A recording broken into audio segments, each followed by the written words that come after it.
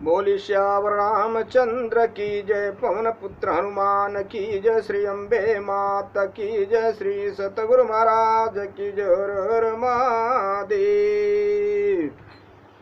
श्री राम जय जय राम, राजा राम राम राम, सीता राम राम राम, राजा राम राम राम, सीता राम राम राम, राजा राम राम राम, सीता राम राम राम, राजा राम राम राम, सीता राम राम।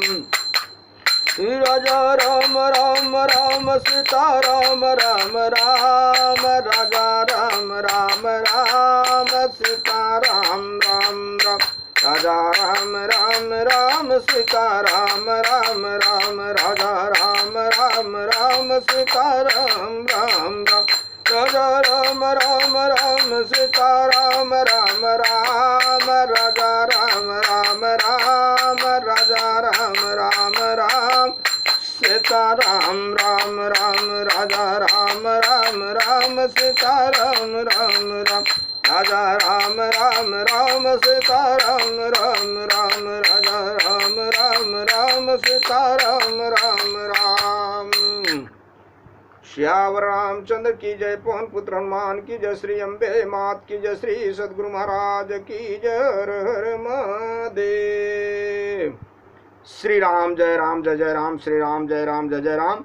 भगवान शंकर के आशीर्वाद से, प्रभु श्री राम जी के कृपा से, देवी माँ के आशीर्वाद से, सदगुरु के कृपा से, श्री भक्तमाल कथा भाग 211 श्री पीपा दंपति के संत निष्ठा की अद्भुत कथा, राजा सुरसेन मल को ज्ञान प्रदान करना। आगे की कथा में आप लोगों ने सुना कि वो व्यापारी ने बैल खरीदने के लिए श्री पीपा जी को पैसा दिया। उन्होंने बता दिए कि कल आके बैल लेके जाना, और उस पैसे को साधु संतों में उन्होंने भोज भंडारा कर दिया। जब आया वो व्यापारी तो देखा तो सब संत लोगों को ही बैल बता दिए। यह चमत्कार देखा और उन्होंने शिष्यता स्वीकार की। अब आगे की कहानी। और एक बार थे तालाब में नहाने, उनके घोड़े को चोर लोगों ने चुरा ले गया। जब पीपा दास जी नहा करके निकले तो देखे तो वही घोड़ा खड़ा है। चोरों ने ये चमत्कार देखा कि मेरे पास घोड़ा और पीपा दास जी के पास घोड़ा, तो उन लोगों ने भी शिष्यता ग्रहण किया। अब आगे की कहानी है श्री पीपा दंपत के संत निष्ठ की अद्भुत कथा। एक बार श्री पीपा जी राजा सुरसेन मल के यहाँ एक झगड़े का फैसला करने के लिए गए थे। आपके चले जाने के बाद कुटी पर कुछ सज्जन पधारे। संयोग बस उस दिन कुटी में अन्न धन कुछ भी नहीं था।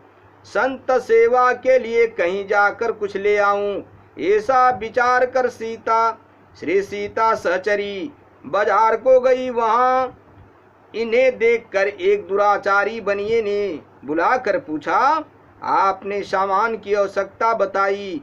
तब उसने सब सीधा सामान देकर कहा, आप रात को मेरे पास अवश्य आइए। संत सेवा की अपहृता आवश्यकता के कारण सीता सहचरी मौन ही रही और आवश्यक सामग्री लेकर कुटी पर आ गई। रसोई हुई और भोग लगाकर जब महात्मा लोग भोजन कर रहे थे, उसी समय श्री पीपा जी पधारे। सियावर रामचंद्र की जय। उन्होंने पूछा कि सामान कहाँ से आया, तो श्री सीता सहचरी ने सब बात बतला दी। उसे सुनकर श्री पीपा जी ने उनकी संत सेवा निष्ठा की बड़ी प्रशंसा की।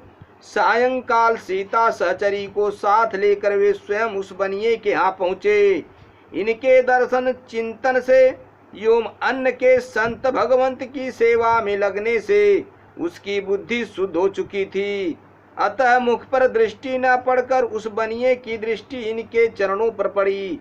इनके सूखे चरणों को देखकर उसने पूछा, माता जी आप यहाँ तक कैसे आई हैं? इन्होंने उत्तर दिया, स्वयं स्वामी जी अपने कंधे पर बिठा कर लाए हैं। श्यावर रामचंद्र की जय। फिर उसने पूछा, वे कहाँ हैं? आपने कहा तुम जाकर देखो, वे बाहर ही होंगे। यह सुनकर वह सीता सहचरी के चरणों में गिर पड़ा और रोने लगा। फिर बाहर आकर श्री पीपा जी के चरणों को पकड़कर बोला, आप कृपा करके हमारी रक्षा करो, आप तो जीवन मात्र को सुख देने वाले संत हैं। श्री पीपा जी ने कहा, आप अपने मन में किसी प्रकार की शंका एवं भय न करें, निसंकोच एवं निडर होकर अपना काम करें। आपने हम लोगों के साथ बड़ा भारी उपकार किया है। जिस धन के वास्ते सहोदर भाई भी परस्पर लड़ते और मरते मारते हैं, वह धन आपने बिना रुका लिए ही संतों की सेवा के लिए दे दिया। सियावर रामचंद्र की जय। वह बनिया लज्जा और गलानी के मारे दबा मारा जा रहा था। वह चाहता था कि धरती फट जाए और मैं उसमें समा जाऊं तो अच्छा है। श्री पीपा जी ने उसे इस प्रकार दुखी देखा तो उन्हें बड़ी दया आई, उसे दीक्षा दी। वह भगवत भक्ति पाकर कृतार्थ हुआ। सियावर रामचंद्र की जय। मेरे भाइयों, इस घटना को प्रियदास जी अपने कवित्त के माध्यम से वर्णन किए हैं। हृदय परिवर्तन की इस घटना को गए बुलाए आप पाछे, घर संत आए अन्न कछु नाही कहूँ जाए। करी लेवाऊं विषय बनी कह कदेख कय बुलाय, लई दई सब सोज कही सही निसियाय। भोजन करत माझ पीपाजु पधारे, पूछी बारे तन प्राण तब कही सुनाए। करी के सिंगार सीता चली झुकी मिह आयो, काधे पे चढ़ाए बपू बनिया रिझाय। हाट पय उतार दई द्वार आप बैठ रहे, चहे सुखे पंग माता कैसे यार करी आई हो। स्वामी जलिवा जलियाए कहानी हारव, जाय जाय परऊ परयो डारऊ, राख सुखदाई हो। मानव जिमि शंक काज कीजिए, निशंक धन दियो, बिनयंक जपैल है पर भाई हो। मरयो लाज भार चई धसों, भूमि भार दृग बहे, निराधार दे दीक्षा पाई हो। आगे की कथा। श्री राजा सुरसेन मल को ज्ञान प्रदान करना। श्री पीपा जी के सीता सहचरी को कंधे पर चढ़ाकर बनिए के यहाँ पहुँचने की बात चलते चलते राजा सुरसेन मल के कानों में पड़ी। राजा की भारी सुन के राजा की भरी सभा में भगवत विमुख ब्राह्मणों ने श्री पीपा जी की निंदा करते हुए कहा, उनका यह चरण धर्म शास्त्र के बिल्कुल विरुद्ध है। राजा के मन में भी यही आया, इसलिए गुरुदेव के श्री चरणों में भी उनकी प्रीति घट गई। यह जानकर समर्थ पीपा जी उसे समझाने एवं उसके हृदय में भक्ति सुस्थिर करने चले। राजद्वार पर पहुंचकर द्वारपालों के द्वारा अपने आगमन की सूचना भेजी। भीतर से राजा ने कहला भेजा कि इस समय पूजा कर रहे हैं, कुछ देर बाद आएंगे। यह सुनकर श्री पीपा जी ने कहा, राजा बड़ा मूर्ख है, मोची के घर पर बैठकर जूते गांठ रहा है और बता रहा है कि मैं सेवा पूजा कर रहा हूँ। राजा ने द्वारपालों के मुख से जब यह बात सुनी तो दौड़ कर आया और चरणों में गिर पड़ा। वह आश्चर्यचकित था। वस्तुतः मन से मोची के घर पर पहुंच गया था।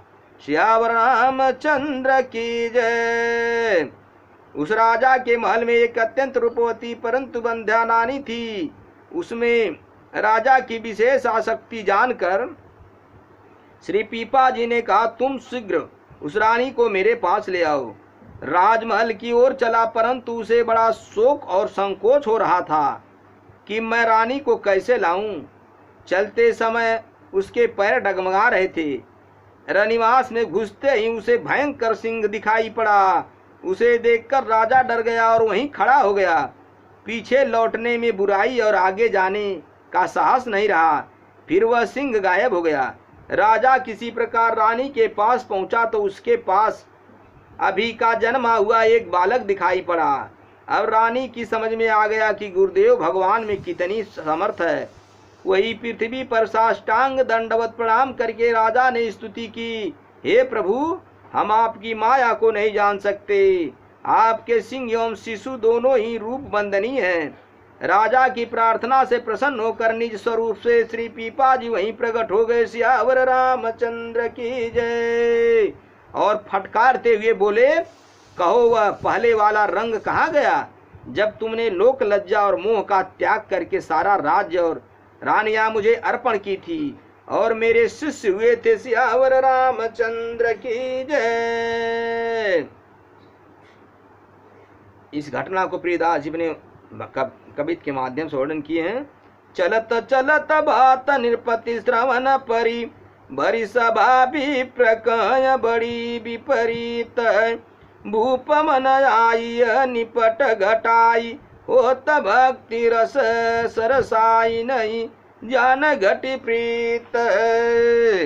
चले पीपा बोध दयन द्वार हित, सुधि दही लई सुनि कहीं आवऊं करऊं सेवरीति है। बूढ़ऊ बूढ़ऊ मूढ़ राजा मोजा गाठ, बैठ मोची घर सुनि दौरी आयो रे ठाड़ कौन नीति है। उती घर माज बाज रानी एक रूपवती मांगी, वही लियाऊं बैग चलऊं सोच भारी है। डगमग पाव धरई पीपा सिंह, रूप करई करई ठाड़ी देखी डरई तयाव आप ख्वारी है। जाय तव बिलाय गयो तिया ढिग सूत न्याव, न्याव भूमि पर कला जानी तू तिहारी है। प्रगट रूप निज खिज के प्रसंग कहूँ, कहाँ वह रंग शीस भयो लाज टारी है। मेरे भाइयों, मेरे मित्रों, ईश्वर सत्य है, जगत मिथ्या है। बड़े भाग्य मानुष तन पावा, सुर दुर्लभ संतन ग्रंथन गावा। ये मनुष्य का शरीर साक्षात मोक्ष का राजा है। ये बड़े भाग्य से मिला, इसे पा करके व्यर्थ न करें। हर पल हर घड़ी कहीं भी कैसे भी चलते फिरते उठते बैठते सोते जागते हरि नाम, राम नाम, कृष्ण नाम, नारायण नाम का जपन करें। संत सेवा, गुरु सेवा, ब्राह्मण सेवा, संत भगवंत सेवा करते रहें। भगवंत दर्शन करते हुए अपने जीवन का कल्याण करें। श्यावर रामचंद्र की जय।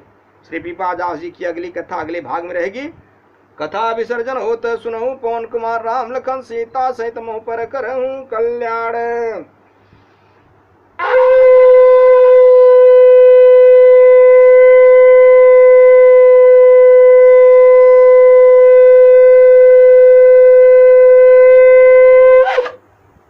हरि नारायण।